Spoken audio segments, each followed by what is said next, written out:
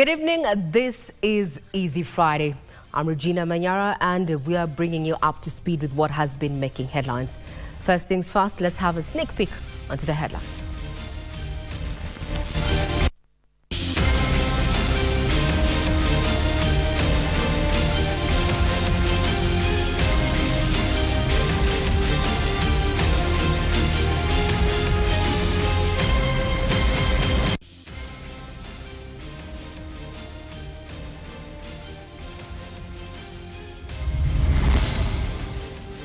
All is not lost.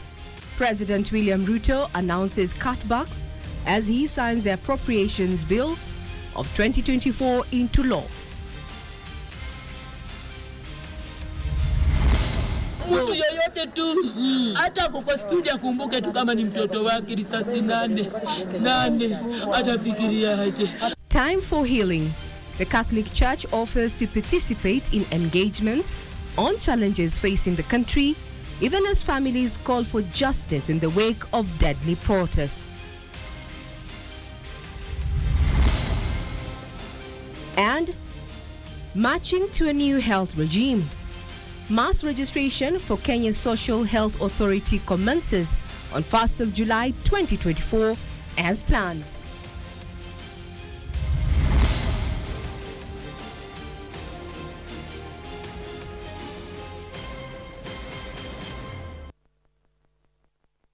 Good evening, I'm Regina Manyara and my colleague on sign language is none other than Byron Abuli. President William Ruto has moved to forestall a total shutdown of government services after he signed the appropriations bill into law. The new law gives the government the leeway to spend 3.9 trillion shillings while operating using the 2023-2024 Finance Act after the president failed to sign the 2024-2025 Finance Bill following widespread public protests. The president has further ordered the National Treasury to streamline government expenditure plans by reducing allocations to counties and government agencies. Article 222 of the Constitution provides that if the Appropriation Act for a financial year has not been assented to or is not likely to be assented to by the beginning of the financial year, the National Assembly may authorize the withdrawal of money from the consolidated fund. This means that the money withdrawn following authorization by the National Assembly shall not exceed in total 1/2 of the amount included in the estimates of expenditure for that year that have been tabled in the National Assembly.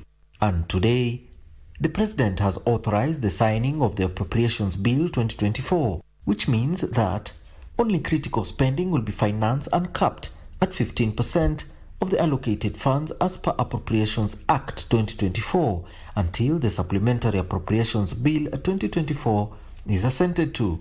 The County Allocation and Revenue Bill has been referred back to the National Assembly. 346.7 billion shillings additional revenue shelved via rescinding the Finance Bill 2024 will be borne equally by two levels of government. In response to public outcry, President Ruto withdrew the Finance Bill 2024, stating that it will be shelved to allow for dialogue and a collective approach to financing the current budget. We'll also be unpacking as we go the ripple effect of that particular move by the president there. Now, President William Ruto has acknowledged an offer by the Catholic Church to participate in a multi-sectoral engagement on challenges facing the country. In a meeting with the Kenya Conference of Catholic Bishops led by its chairman, Archbishop Mours, the president called for a collective approach so as to move forward the country.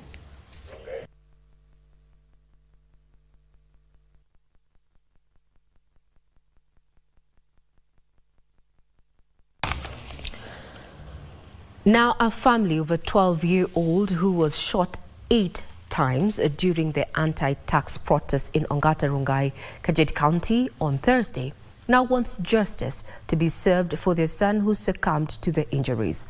Residents have decried the use of excessive force by police in containing the peaceful demos. The alleged goons were ferried from an unknown location to cause mayhem in the town. Meanwhile, over 50 suspects who were arrested for looting a supermarket and shops are still in police custody. The anti-tax protest in Ongata Rongai, Kajiado County claimed at least 2 lives. Among them is a 12-year-old Kennedy Onyango, who was shot 8 times on the back near his right shoulder and was pronounced dead upon reaching hospital.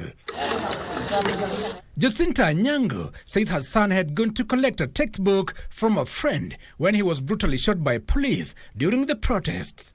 Hata wewe kama ingekuwa mtoto wako, hata kama ingekuwa mjukuu wako, akona bullet 8 hapa imeyeyuka.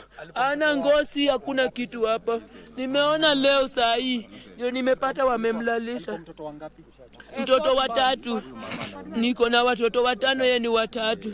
Human rights activists accuse a section of police officers of misusing their firearms and call for their prosecution to face justice. Mimi naweza sema in as much as kulikuwa na looting, kulikuwa na vijana ambao walikuwa na motives zao, mtoto huyu aliweza kuuliwa, alikuwa mtu innocent, hakukuwa anajua hata maandamanaji, hakuwa anajua hata kuandamana ni kusema nini.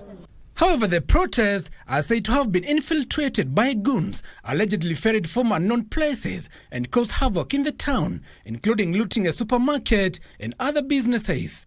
Ndio walitusaidia kushika wale waizi 54, tunataka kwenda kujua ni kina nani. Walikuwa ndani ya clean shelf, sio kwa barabara. Walikuwa ndani ya supermarket. Wale wa barabara ndio hawa unaona ni casualties. Ndio hawa wako kwa maward, ndio hawa wako kwa mortuaries. Kenyatta nimetoka leo 6 o'clock in the morning. Kuna watu 10 huko wako na either rubber bullets, wamegongwa mwili, wamepigwa na marungu, police brutality, na wamepigwa marisasi. Waine walibaki ndio wako na risasi, wengine walidischargiwa. Over 50 suspects are yet to be arraigned and are still being held at Ongata Rongai police station. After Thursday's protest that led to deaths of at least 2 people, businesses in Ongata Rongai in Kajiado County are now back to normal. Pius Mbivia shoe shiner said client turnout is still low even as businesses were reopened. In fact, the whole day hakuna kitu ilifanyika. Unajua siku mzima uko umepoteza na hii ndio job iko saa hii. Sasa hakuna job. Kwa nafanya kazi zingine zikapotea tukarudi huku. So hakuna job ilifanyika in fact jana yote.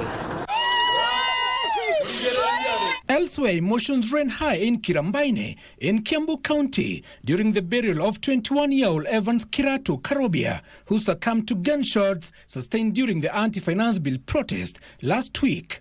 Wakati raisi alisema ila bili sio mzuri, hiyo ni kumaanisha vijana wote ambao kwa sawa walikuwa Nairobi walikuwa natetea haki ambayo ni ukweli, hata sisi pale tulikuwa.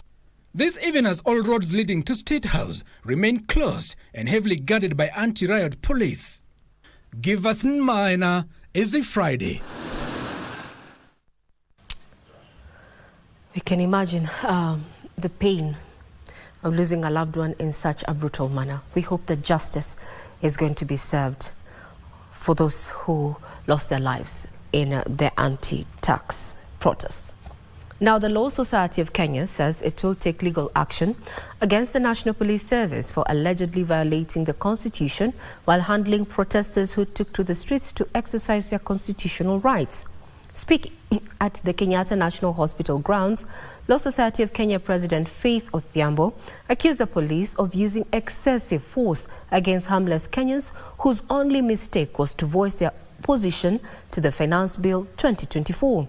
And as Jacqueline Mashari reports, Kenyans continue to troop to the Kenyatta National Hospital in search for their kin whose whereabouts still remain unknown after the deadly Tuesday and Thursday anti-finance bill protests. I want my grandson. Zahira Wanjiru is in a desperate search for her 21-year-old grandchild who went missing on Tuesday. 21-year-old. Yeah. Where is he? Zahira is not alone. There are more like her visiting Kenyatta National Hospital daily in search of their loved ones. Tukaanza kutoka Tuesday, tukatoka kitu saa 4. Tukaenda mochari, tukakuja huku Kenyatta. Hata watu wa Kenyatta sasa hii ni wanajua ni mara ya 3. Na tumuoni tumetoka City mochari. Tumetoka Industry Area. Tumetoka Dadora Police Station na hakuna pahali tunapata. Sasa tunashindwa wako wapi. In Homa Bay County, 11 individuals are nursing gunshot wounds at the Homa Bay County Teaching and Referral Hospital. Where these people are injured is not the center of where the protests were taking place. So the question we are asking ourselves is, if the work of the policemen is to quell the protesters, then how come we are getting people shot?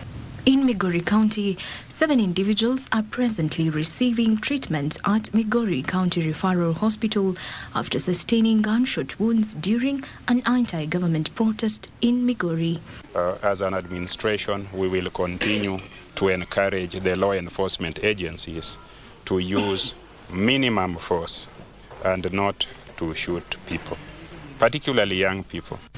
The Law Society of Kenya President Faith Odhiambo has since condemned the use of excessive force against harmless Kenyans by police and is mulling legal action against the National Police Service. As LSK, we can say that we'll be filing a petition. Police should be able to be properly dressed and can be identified so that people are aware that these are police officers. But to see police dressed as if they are part of the thugs, yet they are fully armed, it brings a lot of fear to the general public. And also the question of how can you hold accountable someone that you cannot identify. And further, the other policeman who shot at some of the journalists as they recorded the arrest of others. And I think people have been able to share his name and identity. Will be taking legal action against that particular officer. Sentiments echoed by Wiper Party leader Kalonzo Musyoka, who says justice must be served in the wake of the protests witnessed in the country. And I want to look at William Ruto in the face, I hope he's looking at me, and tell him to rise above himself and realize he has the instruments of power and order the stoppage of killing of young Kenyans. This as the Law Society of Kenya acknowledged difficulty in ascertaining the exact number of those killed and injured, calling on the Independent Policing Oversight Authority, IPOA, to conduct a comprehensive statistical analysis. Jacqueline Manyara for Easy Friday. To the courts, where a high court sitting in Malindi has issued temporary orders stopping security agencies from using water cannons and tear gas against persons protesting against the Finance Bill 2024. Justice Mugure Thande said the police should also not use live ammunition, rubber bullets or other crude weapons. Details with Ruth Wamboi on the Scales of Justice segment. Against the backdrop of Tuesday shootings of protesters across the country, Saitabao Lekanchuri sued the IG of police over his officers' use of excessive force on unarmed protesters. And Justice Mugure Thande on Wednesday ruled that police should not use any live ammunition, rubber bullets or other crude weapons or any form of violence against protesters until the case filed by Ole Kanchori is determined. The judge at the same time issued an order prohibiting the IG and CS Interior from committing any extrajudicial killings, arrests, abduction, intimidation and torture. Elsewhere, Court Judge Grace Nzioka has upheld a magistrate sentencing that slapped the two Westgate terror convicts 18 and 15 years imprisonment respectively. Judge Nzioka opined there was sufficient evidence that the two Mohammed Abdi and Hussein Mustafa were directly involved in planning and committing acts of terror, as well as supporting and helping a terrorist group. The two had appealed their sentencing at the High Court, with the judge has concurred with the lower court. Ruth Wamboi for Easy Friday. Still in the courts, Makadara Law Court in Nairobi has reorganized and announced new dates for pending cases ahead of Monday's reopening. Members of the public with cases at the court have been urged to check on the new allocated dates on the judiciary website and on the notice board pinned at the court. Makadara Law Court was closed for 12 working days following the death of Principal Magistrate Monica Kivuti, who was shot in an open court on the 13th of June this year. Ruth Wamboi was at the court Friday and filed the following report. Heightened security at Makadara Law Court in Nairobi. After the death of Principal Magistrate Monica Kivuti 2 weeks ago at the premises, court proceedings were suspended in her honor. Chief Justice Martha Koome last Sunday announced a first reopening of the court with a new set of measures to be implemented. From June 24th to 26th, the judicial staff and magistrates received counseling as a result of the trauma they experienced during the incident which occurred in an open court. Our spot check on Friday revealed 2 of the 3 makeshift courts had already been dismantled by the Directorate of Building Services as promised by the Chief Justice. Plea taking is scheduled to begin on Monday 1st July with the court administrator saying hearing of cases will be expedited to make up for the lost time.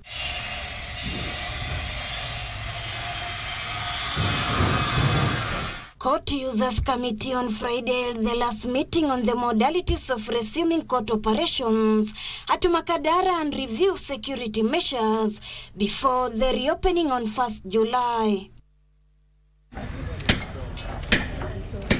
Meanwhile, it's a race against time as renovations wrap up this weekend. Our dear viewers, you can see this is Makadara, a law court where the late Magistrate Monica Kivuti met the tragedy. And right where I am sitting, this is the seat that was sitting on when she delivered the ruling that triggered the then OCS Folondiani Kipchichir to shoot her. And final touches are ongoing to ensure that the court resumes its sitting from Monday, 1st of July. But right now, all the makeshift courts here at Makadara have been dismantled. And as I sit here, this is the court that is only remaining where the late Monica Kivuti met her day. But things are ongoing to ensure that all makeshift courts are dismantled all around the country. Ruth Wamboi reporting for Easy Friday from Makadara Law Courts. That particular report by Ruth Wamboi takes us on our fast breather tonight on Easy Friday. And just a quick reminder, if you had a pending hearing or court case, a matter to be mentioned or heard at the Makadara Law Courts, well, do visit the judiciary website for directions therein coming week. We take that breather. We'll be back with Easy Friday.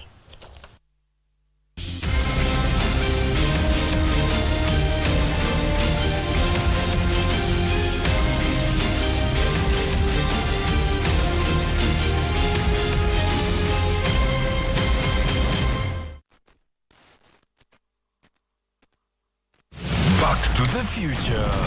The future is simulate. Bet smarter.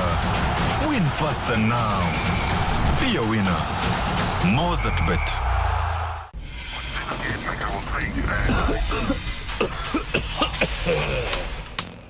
Kikohozi cha muda wowote, kutokwa na jasho kwa wingi usiku, uchungu kwenye kifua, afya kudhoofika, tafuta matibabu. Labda ni TB ni ugonjwa wa kweli. Ukipimwa matibabu yapo utapona. Daktari tumshauri tumia dawa kwa nidhamu. Elimu tupashane tupige vita TB. Pimwa TB, tibiwa ishi poa. Pimwa TB, tibiwa ishi poa. The Mozart Bet Grand Finale is finally here. Kenya Police will take on KCB FC this Saturday, the 29th from 2 p.m. for a chance to represent Kenya in the CAF Confederation Cup. The game will be preceded by third-place playoff between AFC Leopards and Kariobangi Sharks at 11 a.m. Both matches will be played at the Ulinzi Sports Complex and televised live on KBC Channel 1. KBC Channel 1. Your true sports partner.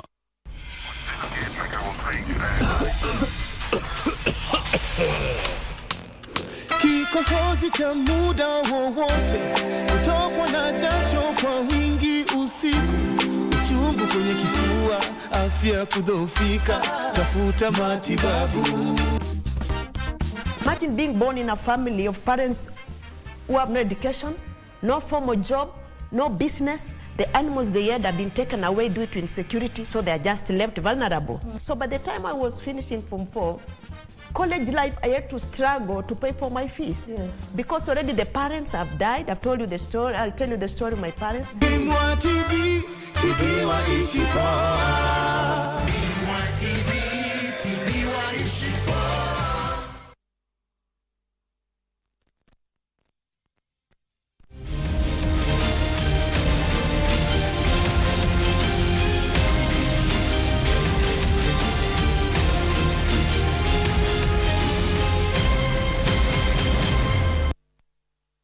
Good evening once again. This is a Friday. Now, leader of minority in the National Assembly and co-chair of the National Dialogue Committee, Opiyo Wandayi, wants the recommendations by the National Dialogue Committee implemented as a sign of goodwill and commitment before commencement of any talks.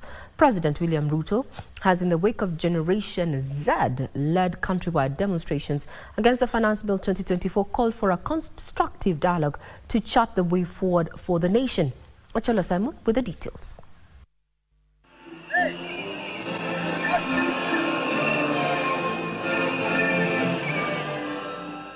As the country grapples with the aftermath of demonstrations triggered by the Finance Bill 2024, President William Ruto has called for an all-inclusive dialogue to give a proper structured framework on how to address issues raised by Gen Z and other stakeholders.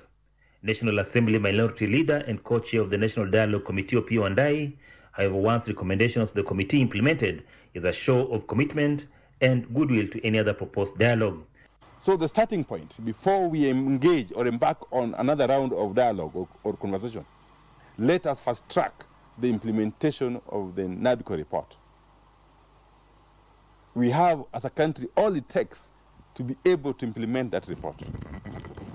To demonstrate good faith and commitment, let us see, beginning Monday next week, a commitment by the government side to have the implementation of the NADCO report fast-tracked. Wandayi said most of the issues raised by the youth are covered in the NADCO report, and had it been implemented as recommended, perhaps the demonstrations would not have happened. The report, among other issues, recommended constitution of the IEBC and creation of the Office of the Opposition. Out of the 9 bills that were crafted by the NADCO team, only one has been processed. That is the IEBC Amendment Bill. The other 8 bills are in limbo. Wandayi also faulted Deputy President Rigathi Gachagua over his remarks on the capacity of the National Intelligence Service.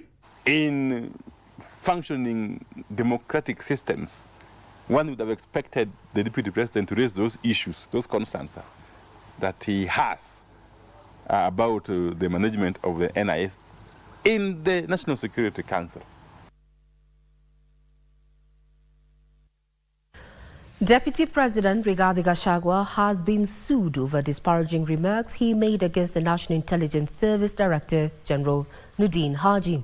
The petitioner, Frederick Bekeri, argued that the remarks made by the Deputy President against Haji in Mombasa on Wednesday, the 25th of June this year, were misconceived, improper, untruthful, and unlawful. The utterances made by Deputy President Rigathi Gachagua against Kenya's spy chief Nuddin Haji have attracted a lawsuit with petitioner Frederick Bekeri, saying the Wednesday 25th June 2024 remarks were unlawful. I have filed a petition challenging the National Cohesion plus the Ethics and Anti-Corruption Commission to investigate the Deputy President, one, on those utterances. This even as the National Muslim Leaders Forum is calling on Deputy President Rigathi Gachagua to conduct himself and realign his action in words with the responsibilities and expectations of his esteemed office. The intelligence network globally is one that is shrouded in secrecy. They are not supposed to declare what they do publicly. The Deputy President is a member of the security team of the country. If the head of the intelligence service is not delivering, there is a structured constitutional system of removing him from the office. And a section of northeastern leaders say the attack against the National Intelligence Service Director is a direct affront on the appointing authority and goes against the doctrine of collective responsibility. And right now, he is the principal opposition person in this country instead of being the principal assistant to the President of the Republic of Kenya. Ordinarily, when the President is making such a momentous decision, the understanding or the normal functioning of a government is that he should have been sitting next to his own boss and also partaking in what they call the ideas so that he can protect his own government. Finally, Kikuyu Council of Elders have urged President William Ruto and his deputy Rigathi Gachagua to speak in one voice rather than issuing statements separately that are confusing the order of executive. Kaeni chini, nyinyi ni karibu lika moja. Muongee, wachaneni na wengine hata ni wadogo sana. Waonyeshe jia kwa sababu nyinyi ndio kichwa nchi. Yusufar reporting for Easy Friday.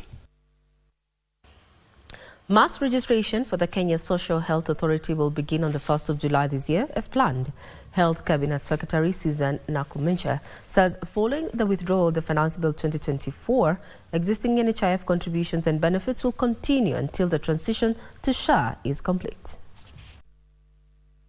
2 days before mass registration for the new health insurance fund dubbed Social Health Authority, Health Cabinet Secretary Susan Nakumincha, who has been overseeing the test run for the digital registration of the Social Health Authority in different parts of the country, calling on Kenyans to enlist. Wale hawana vitambulisho, tutafute vitambulisho. Kwa sababu tutatumia hiyo kitambulisho kujiandikisha kwenye SHA. During a media briefing on Friday at Afya House, the Cabinet Secretary disclosed that the exercise will commence on 1st July 2024 as planned. The Social Health Insurance Act and Regulations envisage fresh registration of all Kenyans and persons resident in Kenya. In preparation for the rollout of the Social Health Insurance and its benefits, I hereby announce the registration shall commence from 1st of July 2024. Kenyans are expected to do self-registration via mobile phones through USSD code *147# or visiting SHA website or visit NHIF offices and other designated registration points. Registration is free of charge. However, Nakumincha said community health workers will guide the registration process for those in far-flung areas. She added that following withdrawal of the Finance Bill 2024, existing NHIF contributions and benefits will continue until the transition to SHA is complete. In light of withdrawal of the Finance Bill of 2024 that sought to finance the Primary Healthcare Fund and the Emergency Chronic and Critical Illness Fund, and set aside funds for indigents, vulnerable persons, the ministry is now reworking to align to this reality. She urged all facilities to continue providing services with all claims to be verified and settled as usual. Kasichana Masha, Easy Friday. The Kenya Broadcasting Corporation management has undertaken to address the delayed payment of pensions to the staff pension scheme that now has accumulated 3.2 billion shillings. The acting managing director, Paul Macharia, says the corporation will set aside 12 million shillings monthly for pension to enhance the momentum that has seen the corporation remit 35 million since February this year. The pension scheme owes retirees 650 million shillings. Tilia Marco reports. The delayed payment of pensions and non-remittance of the same to the KBC pension scheme dominated the agenda during the scheme's annual general meeting held on Friday at Broadcasting House. It is something, it is hell outside here. Life is just that expensive. Remember, it is a total cry. For life, sometimes without a regular income. For life without waking up, knowing where to go, like, you know, for the 34 years, I would wake up, no, I'm going to KBC, and my day is catered for. The retirees declared lack of a clear plan for lump sum payments.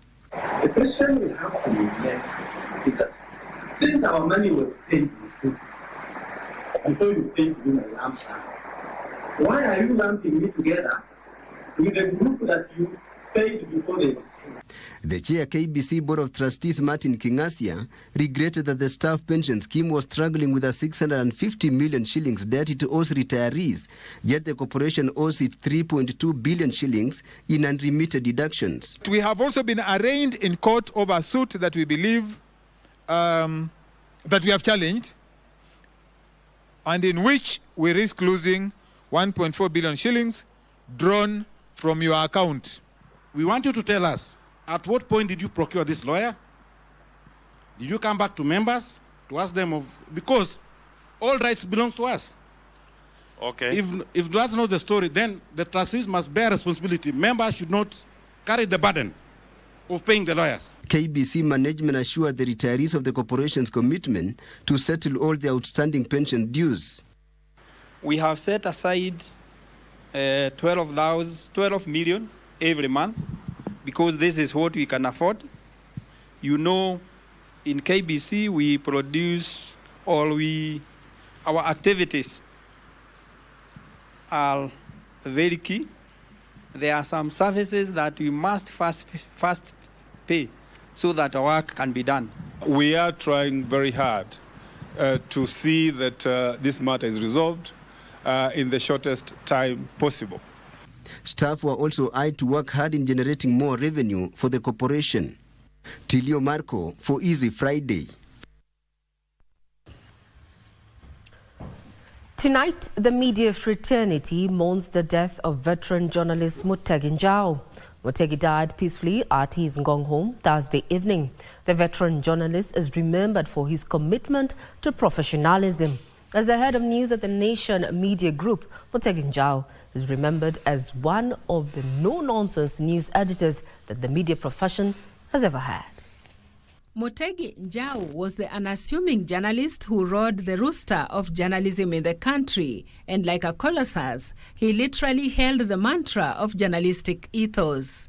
Mutegi Njau can be regarded as the encyclopedia of journalism. His commitment to professionalism ensured that he crystallized issues that seemed grey. He saw things in black and white and would only touch a story that had content. His management style appeared to be one of pushing people. Mutegi Njau had a soft underbelly. He would defend his team to the hilt, especially when authority, either be it government, be it a corporate authority, came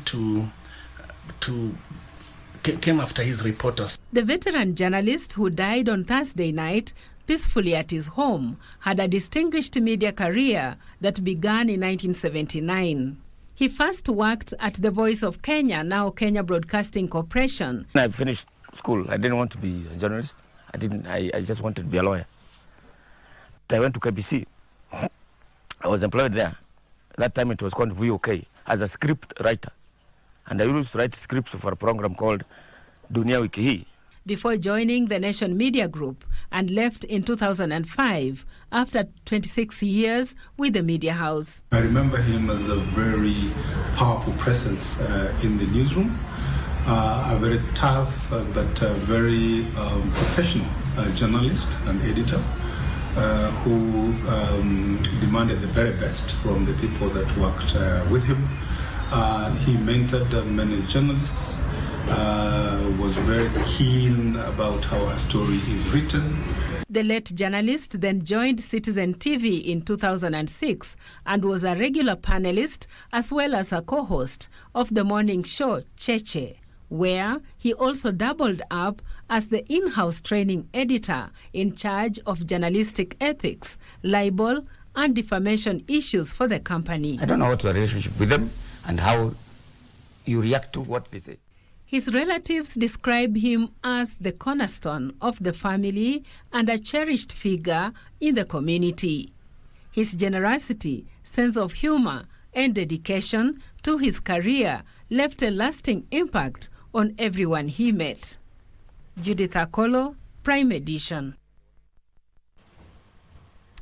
May his soul rest in peace. Now to the counties. Education Cabinet Secretary Ezekiel Mashogu says the government has allocated 656 billion shillings in the incoming financial year 2024-2025, nearly 30% of the national budget to the education sector. This and more stories in our County News Roundup. Speaking in Mombasa during the closure of the 47th Annual Conference of Secondary Schools Heads Association, Machogu noted that out of the allocation, 9.1 billion will be for primary school capitation, 30.6 billion will be for junior school capitation, while 61.8 billion will be for secondary school capitation. We want to assure Kenyans that as a government and as a ministry, we are well prepared. We have already given out 3.5 billion, which will be able to build 3,500 classrooms. Additionally, we have given out another 3.9 billion to the 290 constituencies, which will also be able to build a similar number. In Embu, 11 children living with disabilities have escaped death narrowly after a fire consumed Jomo Kenyatta Children's Home, destroying beddings, boxes, and other items inside the buildings that served as dormitory, store, and the kitchen. Moto ilitokea jana usiku at around 3 a.m. Ikaanzia pande moja ya building ile karibu na gate. So wenye walikuwa wamelala hapo ndani walikuwa watu 11. Wakati walisikia moto ndio waliamuka, wakapata moto inaendelea, wakaweza kuokoa wale walikuwa ndani na wakatoka. Elsewhere, a section of Kakamega residents has opposed a proposal to transfer the Amboseli National Park, which is a national natural resource, to the county government of Kajiado. The county government bureaucracies, they cannot run a national park. Let us agree. But kama mmepeana, we are saying we don't want that to happen. Finally, in Elgeyo Marakwet, over 100 locals have received training on how to venture into cash crop farming to uplift their economic status and break the cycle of poverty. Within the next few years, Elgeyo Marakwet becomes a real trailblazer in how rural poverty is eliminated, and eliminated in a proper manner and a sustainable manner that will be able to help our people get out of poverty, because poverty robs you of your dignity. For Prime Edition, I'm Catherine Kagumu.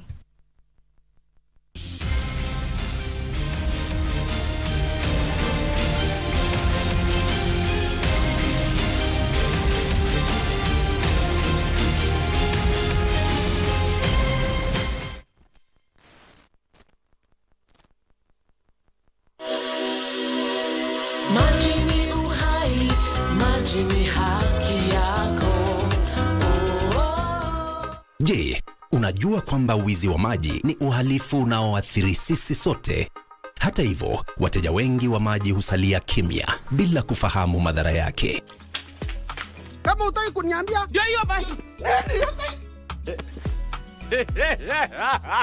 Hii hoteli nimeamua kuiuza. Ananunua mpaka sisi. Gharama zote zile zimehusika na hiyo chakula utalipa wewe. Pato mapambano.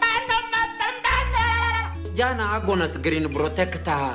Na nini ingine lumbia kila kitu kwa sababu nimesikia. Wasreb, tunaadhimisha miaka 20 ya udhibiti wa huduma za maji.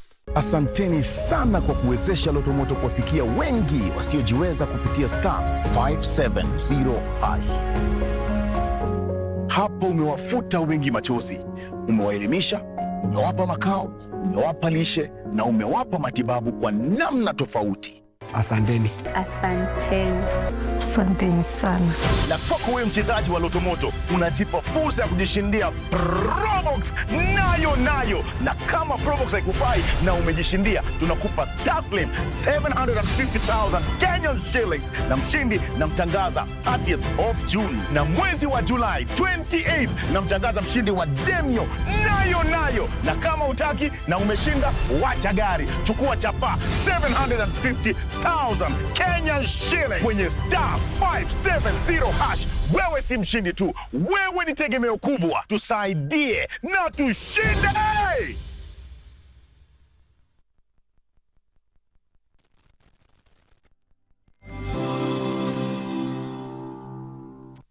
Shifting to matters business here on Easy Friday, where Uganda is set to start the construction of Phase 1 of the Malaba-Kampala standard gauge railway in 6 months' time. Ugandan Transport Minister Edward Wamala says the project is expected to cost 77 billion shillings. The railway project is expected to reduce the cost of transport along the corridor. Kenya which has already completed the first and second phases of the standard gauge railway, is set to commence the third phase of the project after securing a 685 billion shillings from the China's Exim Bank. The project will start from Naivasha to Malaba town, which is at the Kenyan-Ugandan border.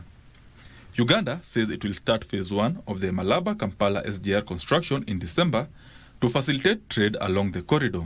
We have done most of the negotiations with the company which we expect to do the works, and we think by December we shall be starting the construction from Malaba to Kampala. The SGR is set to reduce non-tariff barriers along the northern corridor by reducing road transportation that currently accounts for 60% of the transport activities. I've already got assurance from Kenya that they're also going to do Naivasha, Kisumu, Maraba. So I think very soon we shall have the standard gauge railway running as a regional concept as it was conceived. The Northern Corridor member states say there is need for more investments to reduce operational costs from the current 233 shillings per kilometre per container to international recommended 129 shillings. We also have a very robust infrastructure as a region, which is regionally shared to ensure that we continue moving cargo efficiently along our northern corridor. In the near future, South Sudan also is going to reach out to its western borders to Central African Republic and Cameroon, and then land to Atlantic coast. So we are building roads. The Kenya, Uganda, Rwanda and South Sudan, who are the 4 countries that form the Northern Corridor project, have called for more public-private partnerships to establish logistic hubs and cargo consolidation centers along the corridor to facilitate trade between member countries. Benson Rioba reporting for Easy Friday. Now, Kenya is rooting for consolidation and harmonization of food system strengthening in line with the regional commitments to boost her food import portfolio. EU Delegation Programs Manager Stephen Watome says once Ethiopia, Somalia and South Sudan attain sustainable food supply, other states will be able to tap into surplus food baskets to bridge the current food deficit. Currently, the government is putting in place measures to cut food imports by at least 50% and support local farmers.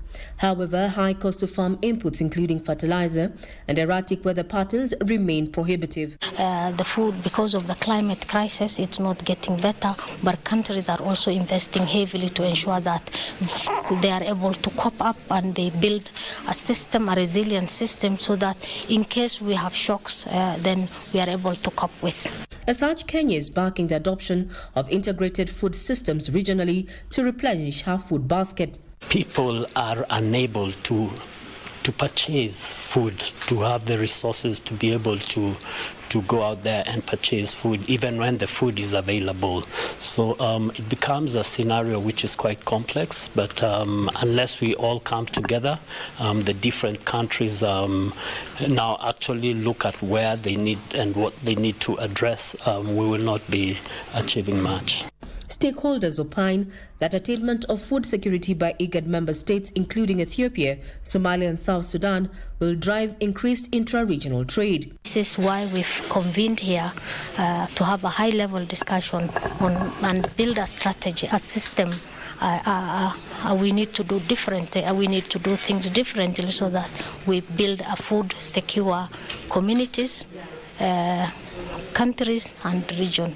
The EU is further calling for data sharing among partners to avoid duplication of programs and financial drain. And break the silos of project approach, country by country approach, agency by agency approach. I think the only way for us to address the challenges that the region is facing will be only to have an agreed upon theory of change, knowing how we fit into that theory of change, how we contribute to that, and not claiming that me as an agency, I can address it all. I just need to understand what is my role in that, how I contribute to that, and how I share my expertise and my experience in that respect. The Kenyan government has announced a major plan to unlock the untapped commercial potential of northern Kenya. The plan involves deepening investments in special economic zones, establishing industrial centers and construction of major infrastructural projects. Trade and Investment Cabinet Secretary Rebecca Miano says this will be done through public-private partnerships. Speaking during investment conference in Mokoi, Lamu County, Miano highlighted the counties of Lamu, Tana River, Wajir, Mandera and Garissa as region rich in raw material that are set for subsistence economic growth through targeted investment. Na nimeona watu wa hizi county wako na ideas mingi sana za investment, wako na innovation.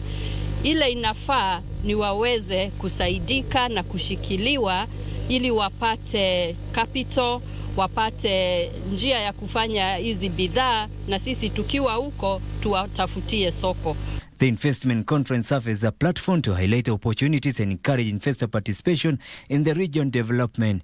Miano address underscored the government commitment to the region economic empowerment through strategic investment, positioning northern Kenya as a hub of economy, activity and improved living condition. Tunataka tufungue macho ya ulimwengu na wekezaji wote wajue kwamba wakija kwa hizi counties watapata biashara za kutosha ili wawekeze huku. The government investment effort are expected to generate numerous benefit for local communities. Job creation will reduce unemployment and increase household incomes, while improved infrastructure will facilitate better access to market, education and healthcare services, directly enhancing the quality of life for residents. Felix Q for Easy Friday. Across the globe, the International Monetary Fund has revised down its projection for the United States economic growth for 2024 from the previous estimate of 2.7% in April to 2.6% amid concerns over fiscal deficit and trade policies. Here's a roundup of stories making headlines across the globe. The organization cited the significant scale of the U.S. fiscal deficit and the escalating burden of debt as key factors contributing to the downward revision. The IMF expressed concerns over the increasingly aggressive trade policies pursued by the U.S., noting that the ongoing intensification of trade restrictions and the increased use of preferences in the treatment of domestic versus foreign commercial interests represent a growing downside risk for both the U.S. and the global economy. The world's largest economy is now expected to hit its inflation target by mid-2025, slightly ahead of the median forecast from the U.S. Central Bank's rate-setting committee. Meanwhile, the aviation industry in Malaysia has registered near full recovery at 97% as passenger traffic continues to show strong progress due to the public and the school holiday season last month. Additionally, the international sector has outpaced domestic travel in terms of recovery for the last 7 months due to the visa-free waiver. Malaysia Airports Holdings is actively pursuing 15 new carriers to begin operations in the next 2 years, as it serves 70 airlines compared to 69 airlines during the pre-pandemic era. Finally, Semcomp Industries subsidiary, a major renewable energy player in Asia with gigawatts of global capacity, has secured long-term power purchase agreement to supply up to 10 megawatts of electricity to all 3 of GSK manufacturing sites in Singapore. This will enhance supply of up to 87,600 megawatt hours of renewable energy certificates annually to GSK from the power generator solar projects, enabling Singapore's manufacturing operations to achieve 100% of purchased renewable electricity target by the year 2025. Well, apologies for that sound mix-up on that particular roundup of stories making headlines across the globe. That puts a cap on Marta's business tonight. Up next is Karen Kibet with what has been happening in the sporting arena. So do keep it right here.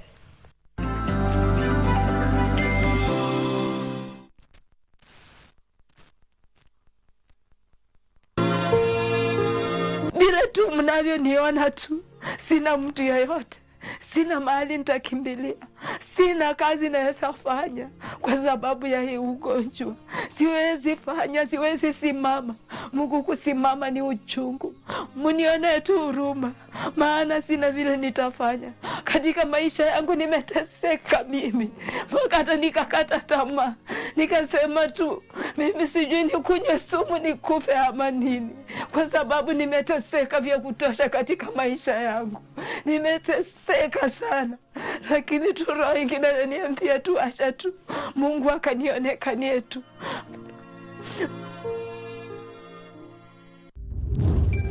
Kurumisha ndege. Aviator instant game.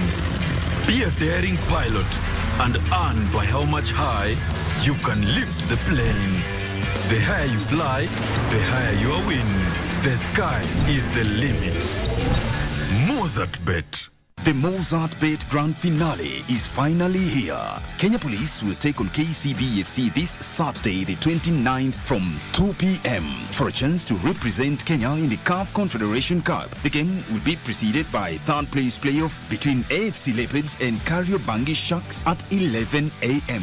Both matches will be played at the Ulinzi Sports Complex and televised live on KBC Channel 1. KBC Channel 1. Your true sports partner. What are the challenges that girls in marginalized communities go through? We are talking early marriages, we are talking poverty, cultural practices, and of course, lack of access to education. Imagine being born in a family of parents who have no education, no formal job, no business. The animals they had have been taken away due to insecurity, so they are just left vulnerable. So by the time I was finishing Form 4, college life, I had to struggle to pay for my fees. Yes. Because already the parents have died. I've told you the story. I'll tell you the story of my parents. The parents have died. I'm there left alone with the other siblings. So I had to look for ways to survive to ensure that I get this education.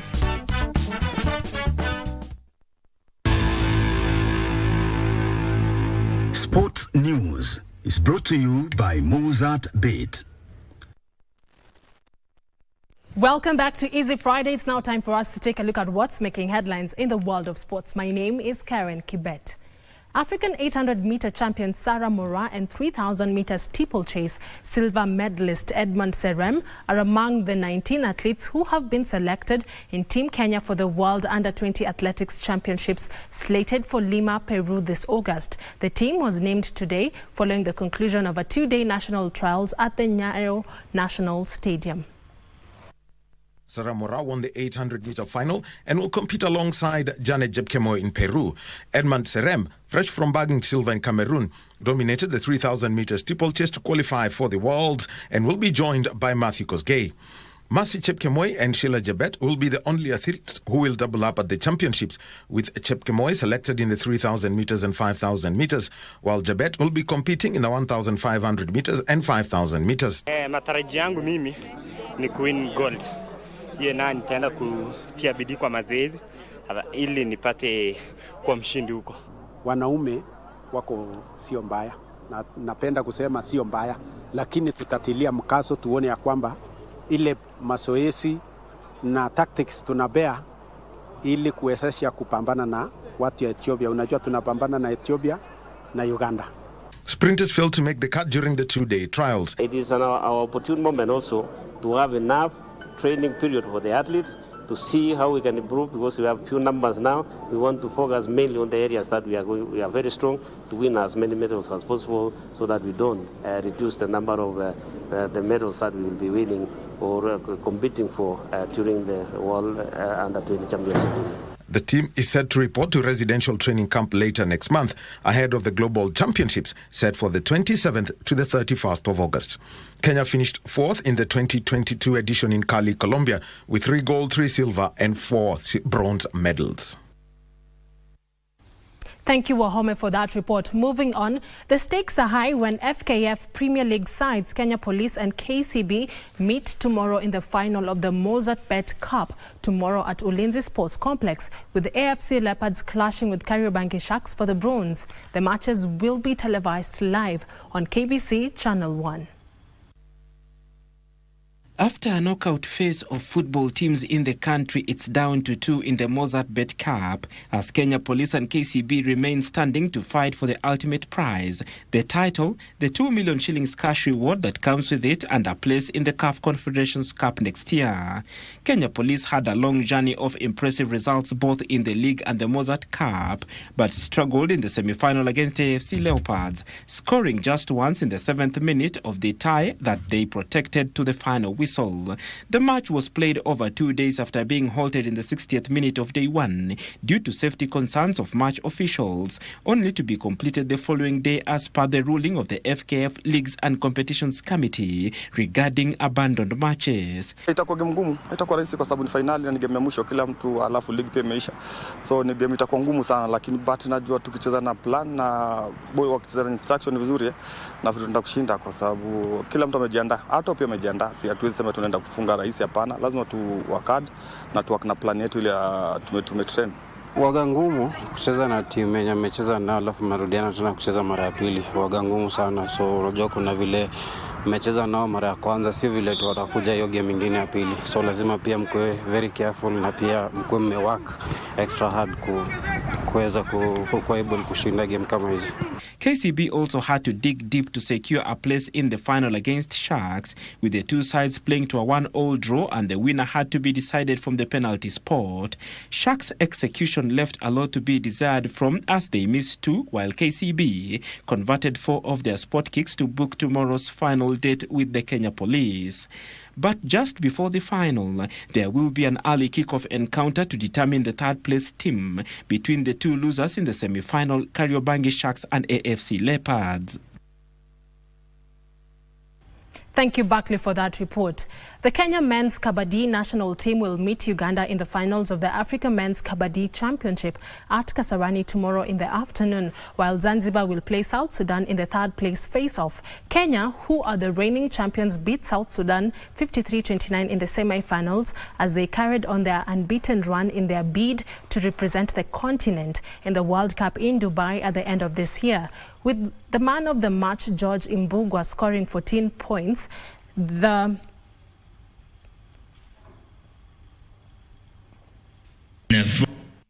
strategizing, calculating with a toe touch, not successful, going back to the left corner, stretching, what does they want? Toe touch, again. It's top yards, not right, left reader, right reader, hand stretch. Let's see again. Referee is an experienced referee. If you say, and it's a tackle, what an amazing tackle by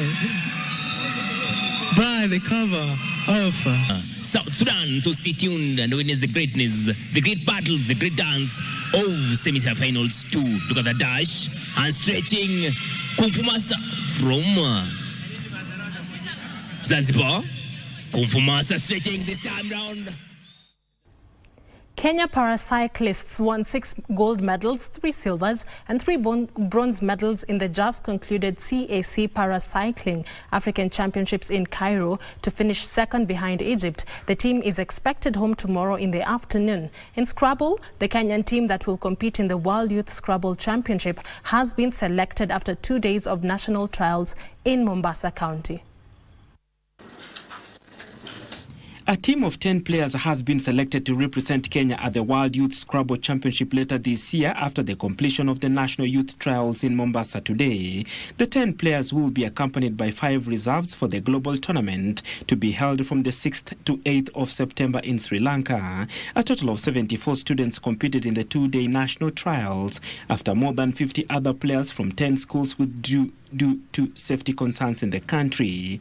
Last year we had a similar event in Nairobi with a huge turnout of almost 300 students, and this year not a bad number, almost close to 100, but we had our own challenges this time round because of the skirmishes on Tuesday. Most schools were not able to release their students to attend the event, but nonetheless we had a successful event. We've seen new talent, and Scrabble is really growing nationwide. Joy Njeri was the best player in the under 15 years category and will be heading to Sri Lanka together with Lindsay Cherop and Tracy Wambui, who finished 2nd and 3rd respectively. We are aiming for the best as Scrabble Kenya, and we pray that each and every student playing this game is not going to be a regular and mediocre student. All of you are going to be the greatest minds ever seen in this next one. Israel Ocheng was the best player in the under-19 years category as he won the gold ahead of Emmanuel Wandera and Bedan Odhiambo, who finished in the silver and bronze positions respectively. Starehe Boys was the best school, having beaten Kahuhia Girls and Bumala Secondary, who were second and third respectively. Moving on, Lesotho and Seychelles opened their 2024 COSAFA Cup campaign with a point each after the two sides played out to a 1-1 draw in Group C at the Nelson Mandela Bay Stadium in South Africa. Despite beginning the match on the front foot, Seychelles found themselves trailing in the 19th minute of the game when Jane Thabanso gifted Lesotho the opener. Both teams had few chances in the first half, but Seychelles began the second half just as they did the first and managed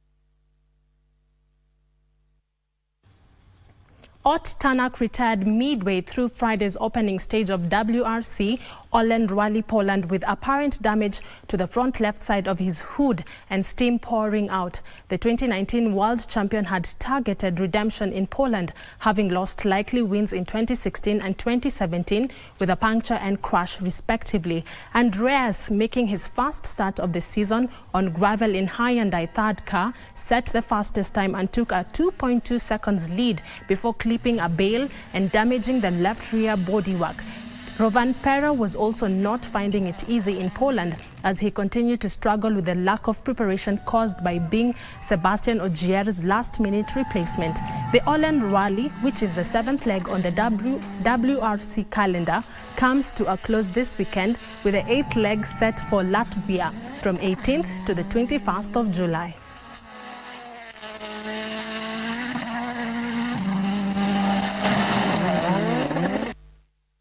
Uruguay made it to the knockout stages of the Copa America after recording a stunning 5-0 victory over Bolivia in their second Group C match in the United States. Facundo scored the opener for Uruguay in the 8th minute, and minutes later Darwin Núñez doubled the score, assisted by Maximiliano, who scored the third goal in the second half of the match.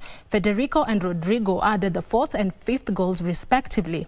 In the other Pool C match, Panama came from behind to beat hosts USA 2-1. Folarin scored the first goal of the match for USA, and that lead lasted only 4 minutes before Cesar Blackman equalized for Panama to level the score at the end of the first half. Jose gave Panama the win in the 83rd minute from an Abdil assist.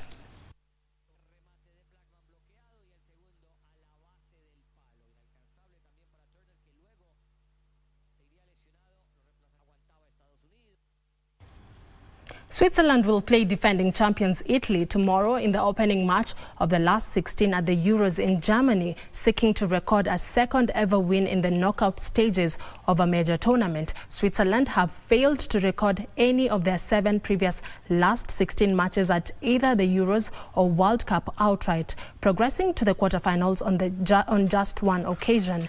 The winner of their last 16 match will meet either England or Slovakia in the quarters. The knockout stage of the 2024 Euros begin tomorrow. The round of 16 stage, which culminates on 2nd July, will see 8 countries advance to the quarter-final stage of the tournament. Switzerland will kick off the round of 16 when they take on Italy at the Olympic Stadium as Germany hosts Denmark at the BVB Stadium. For Raum's cross, it's 1-1!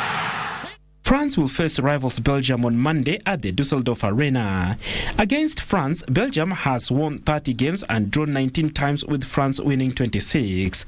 The second game on Sunday will see England play Slovakia. Anthony Gordon is fit for England selection as Phil Foden returns from a break. England will seek to get their second win of the tournament, having won just once in the group stage.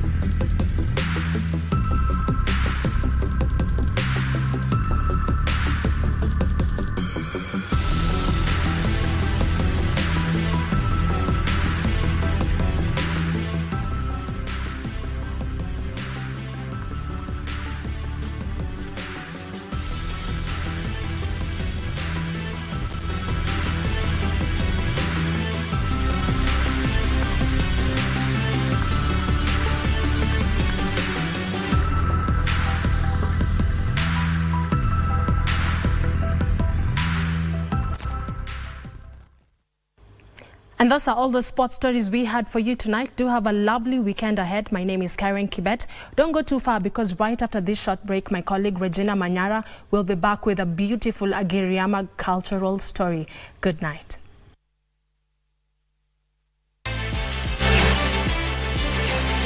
Sports News was brought to you by Mozart Bet. You can lift the plane. The higher you fly, the higher your win. The sky is the limit. Mozart Bet.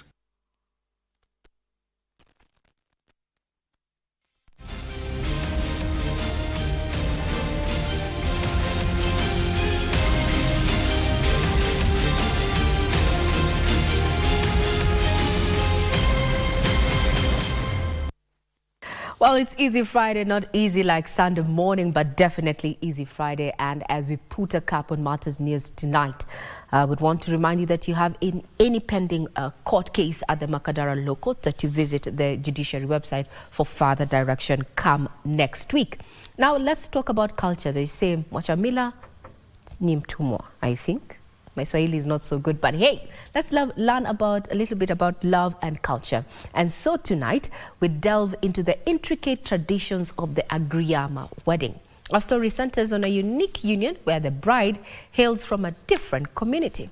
Let's join our reporter, Jackie Wambiru, as she takes us through this journey of Agiriama love and traditions.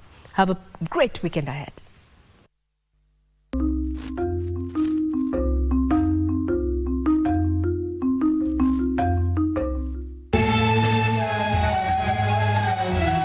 The morning air is filled with anticipation at the wedding venue around 9 a.m.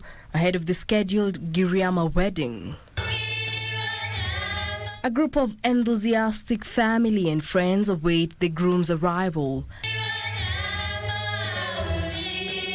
Their melodious songs creating an atmosphere of joy and excitement.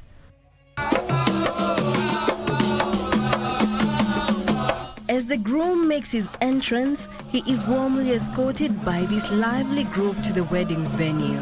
Ukiwa pale nje ukaona ngoma fulani ambapo ilikuwa ni wanaume peke yake, zile huwa tunaita kaswida ambazo za kumkaribisha bwana harusi.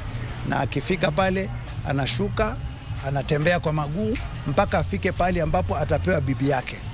Na anapokewa na wanaume wenzake ambao ni vijana, ambao wengine pengine wameoa na wengine bado hawajaoa, ili wajifunze kwamba siku yao ikifika nao watakuwa vipi.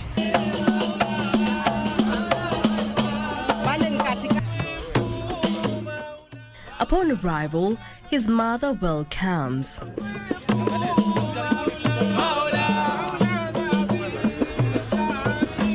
She carries a bottle of perfume and oud, applying it to his clothes, infusing them with the fragrant scent of celebration.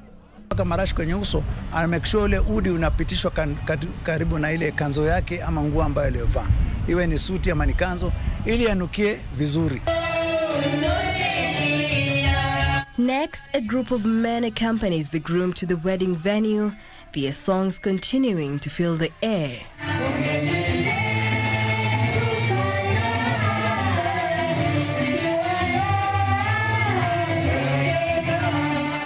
Once inside, the groom takes his place on a beautifully laid mat.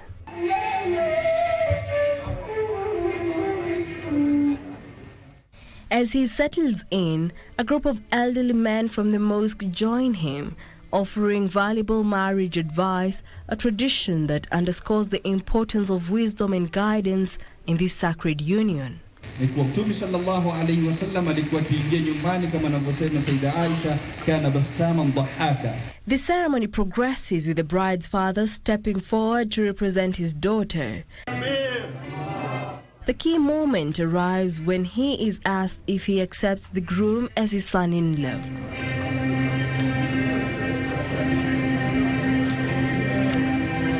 Nakubali kwamba mahari waliosikizana imekubalika sawa. Kwa hivyo sisi unatupa ruhusa sasa tuendelee na hiyo shughuli. Basi baba akishasema hivyo, hiyo ina nini? Na kama baba hayuko, pengine amefariki, kaka yake mkubwa, kaka yake msichana ndio anaweza kunini. Kama kaka hayuko, ndugu ya baba anaweza kufanya. Mwisho kupeana fursa ya kupeana msichana ni babu. Kama wote hao wengine hawako ni babu.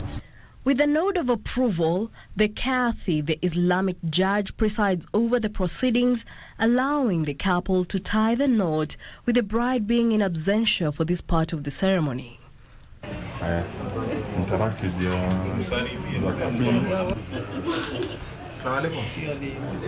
Following this, the groom is escorted to where the bride awaits.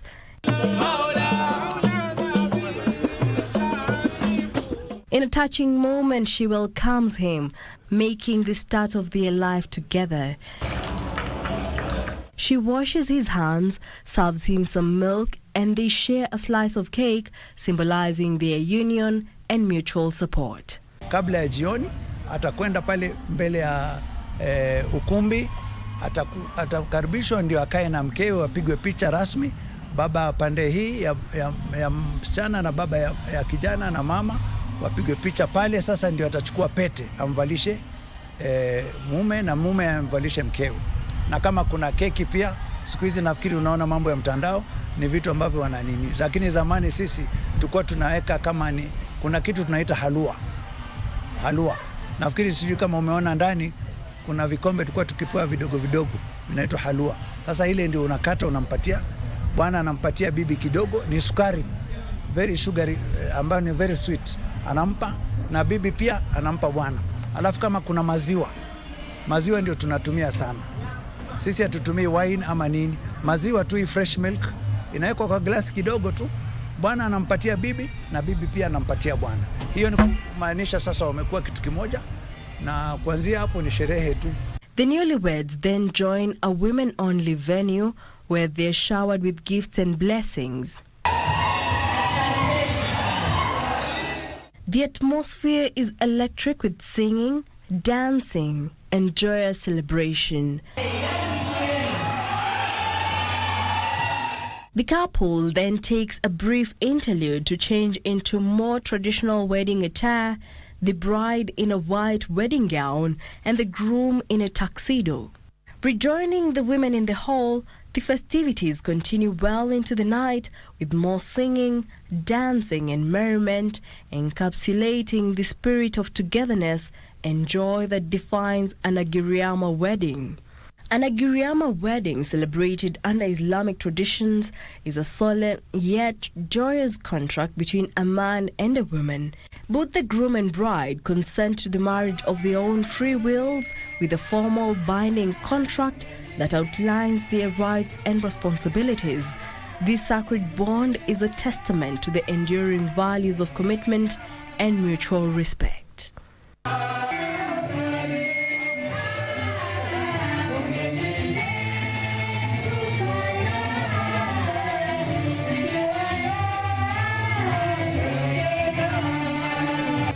Jackie Wambiru, My Culture.